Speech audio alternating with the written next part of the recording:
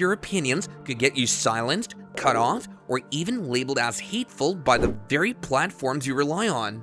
Ben Shapiro exposes how woke culture is reshaping institutions, targeting conservative voices, and polarizing society while urging bold action to defend free speech and common sense.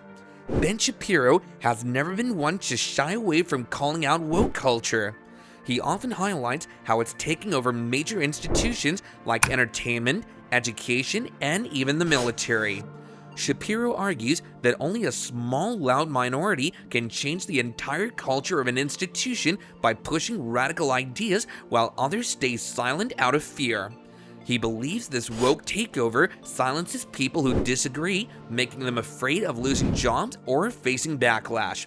However, Shapiro remains confident that backlash against this trend is growing and insists that standing firm against it is essential to preserving free speech and values.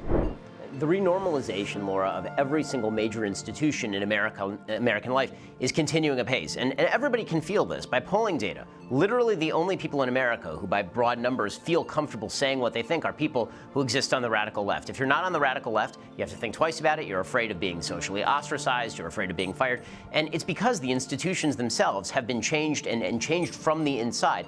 All it takes is about 20% of people at any given institution to renormalize the institution along their lines, so long as they are intransigent, so long as they are very loud, and so long as there's cowardice within the institution. You've seen it happen in a wide variety of institutions, all the way up to and including places that conservatives thought were relatively safe, corporate America, for example, or the military.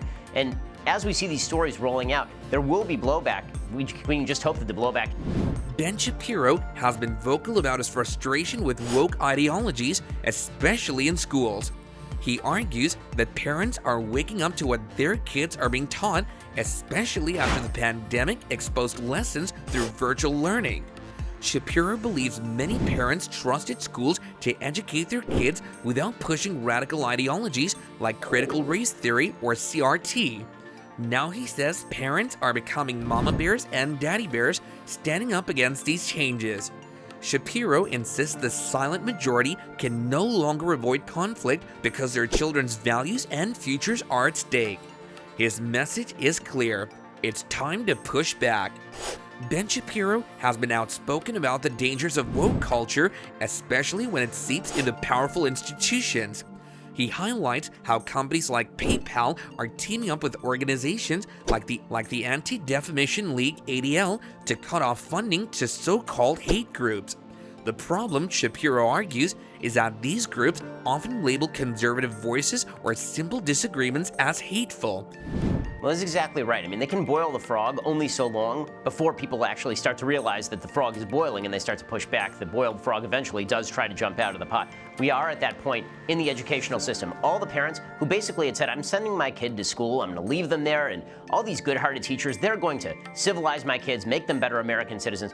They're beginning to realize, especially after the pandemic, especially after having to zoom into class and see what teachers are actually teaching their kids, that this is a bad idea, that the heads of our institutions don't have their best interests at heart. And you're starting to see that silent majority, that silent middle, the people who up until now have been sort of conflict averse, starting to say, well, I can't be conflict averse anymore because you've not left me the opportunity to be conflict averse. Either I stand up and I protect my kids, or I watch as my kids get perverted by ideologies that are blatantly anti-American, like CRT.